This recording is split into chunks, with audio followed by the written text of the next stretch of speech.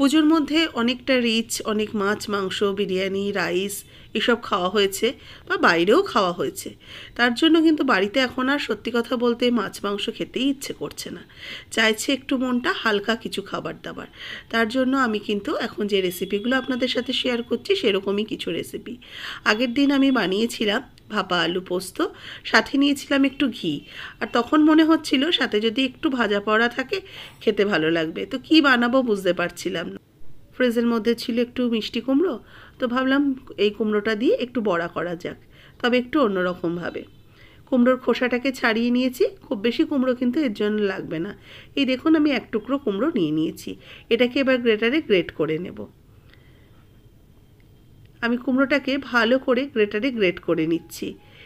আর কুমড়োটা কিন্তু গ্রেট করার আগে ধুয়ে নেবেন, পরিষ্কার করে ধুয়ে নিয়ে তারপরে এটাকে কুড়িয়ে নিতে হবে। কুমড়োটা কোড়ানো হয়ে গেছে, এবার একটা বাটির মধ্যে এই কোড়ানো কুমড়োটা নিয়ে নিলাম। এতে এর মধ্যে দিয়ে দেবো একটু কোচানো পেঁয়াজ।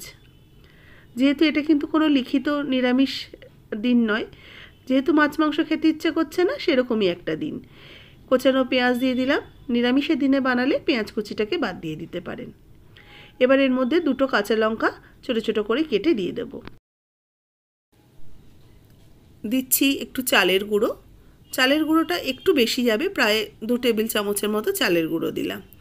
এতে দেব বেসন, বেসনও দেব আমি 2 চামচের মতো।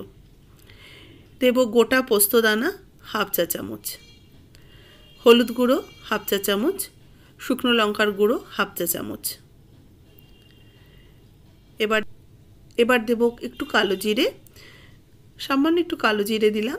দেব স্বাদ মতো লবণ দেব, আর দেব সামান্য একটু চিনি, অল্প একটু চিনির দানা দিলাম। এবার এই যে কুমড়োটার মধ্যে যেহেতু আমি গ্রেট করে নিয়েছি বা ঘষে নিয়েছি, একটু জল জল ব্যাপারটা থাকে, আর এটাকে দিয়েই মাখবো। এটার মধ্যে কিন্তু কোনো রকম জল ব্যবহার করব না। যদি খুব আটো আটো লাগে তাহলে অল্প সামান্য একটু জল দেবো, বেশি জল দিলে কিন্তু ক্রিস্পি হবে না।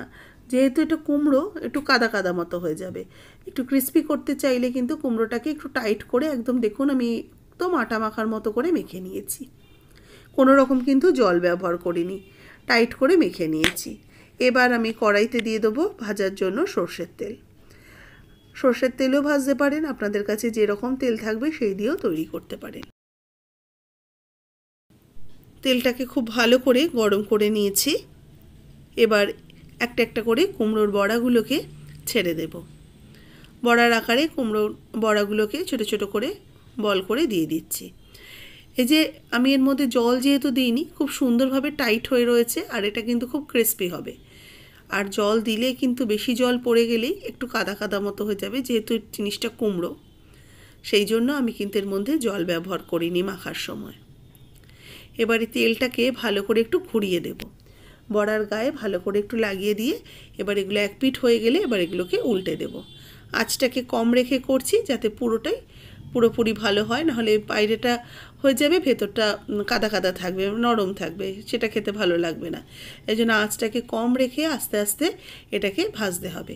তবে একটু ক্রিস্পি করে, একটু বেশ কড়া করে ভাজবো। এটা কিন্তু খেতে অসম্ভব ভালো হয়েছিল। আপনারা এরকম আলু পোস্ত ডাল বা ঘি ভাতের সাথে এরকম একটু বড়া ভাজা রাখবেন, খেতে কিন্তু খুব ভালো লাগবে। আমার তো বেশ ভালো লেগেছিল। আর এটা যদি আমি কুমড়ো ভাজা বা কুমড়োনি করে দিতাম, আমার বাড়িতে কেউই খেত না। এইভাবে করেছিলাম বলে কেউ বুঝতেই পারেনি, সবাই কিন্তু খুব সুন্দর খেয়ে নিয়েছিল। এগুলো ভাজা হয়ে গেছে, এবার এগুলোকে তেল থেকে ছড়িয়ে উঠিয়ে রেখে দিচ্ছি।